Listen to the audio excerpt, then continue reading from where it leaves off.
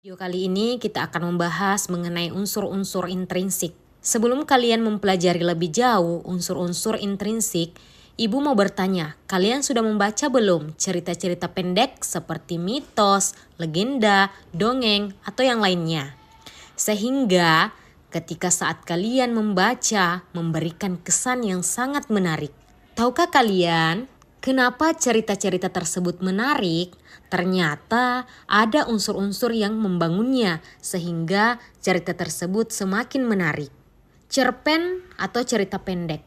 Cerpen merupakan salah satu bentuk karya sastra yang bersifat fiktif. Kisah yang diceritakan dengan sangat pendek atau singkat.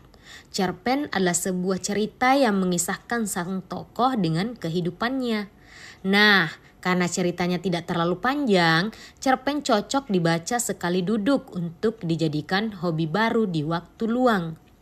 Cerpen yang kalian baca terkadang memiliki kesan yang baik, seru, senang, atau bahkan membuat penasaran saat kita membacanya. Tahukah kalian mengapa cerpen bisa begitu sangat menarik dibaca? Di dalam cerpen terdapat unsur-unsur cerita yang saling membangun sehingga menjadi cerita yang sangat menarik.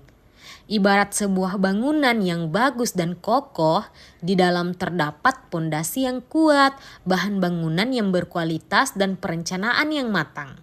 Nah, unsur-unsur inilah yang dalam cerita disebut dengan unsur-unsur intrinsik. Unsur-unsur intrinsik itu terdiri dari yang pertama itu tema. Tema merupakan satu gagasan pokok atau ide pikiran dalam suatu cerita.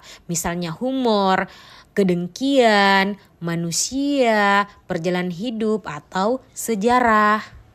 Tokoh merupakan pelaku dalam sebuah cerita. Tokoh terbagi atas tokoh utama dan tokoh tambahan. Tokoh utama merupakan tokoh yang melakukan interaksi secara langsung atau terlibat dalam konflik. Tokoh tambahan merupakan tokoh yang hanya diungkapkan dalam cerita pendek tanpa adanya interaksi yang dilakukan tokoh atau tokoh yang tidak terlibat dalam konflik. Sementara itu, penokohan merupakan watak atau karakter tokoh yang terdapat dalam sebuah cerita. Dalam menentukan karakter sebuah tokoh, kita bisa membaginya menjadi beberapa macam, di antaranya tokoh protagonis, antagonis, tritagonis. Tokoh protagonis merupakan tokoh yang memiliki sifat yang baik. Tokoh antagonis adalah tokoh yang memiliki sifat yang buruk. Sedangkan tritagonis berperan sebagai pendukung atau tambahan. Latar mengacu pada waktu cerita tersebut terjadi, bagaimana suasana dalam cerita tersebut, dan di mana tempat terjadinya cerita tersebut. Alur, susunan peristiwa dalam sebuah cerita yang mengarah pada suatu penyelesaian, atau ada awal, ada pertengahan, kemudian ada akhir. Alur dibedakan menjadi alur maju, alur mundur, dan alur campuran. Amanat merupakan pesan moral yang ingin disampaikan oleh penulis kepada pembaca melalui cerita pendeknya. Misalnya cerita Maling Kundang yang memiliki amanat tidak boleh durhaka kepada ibu atau orang tua kita. Terima kasih, sekian video dari saya mengenai unsur-unsur intrinsik dalam cerita. Assalamualaikum warahmatullahi wabarakatuh.